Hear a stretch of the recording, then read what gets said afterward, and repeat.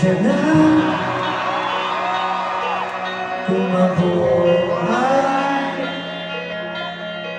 di na sasalita. Hindi ko kaya sabihin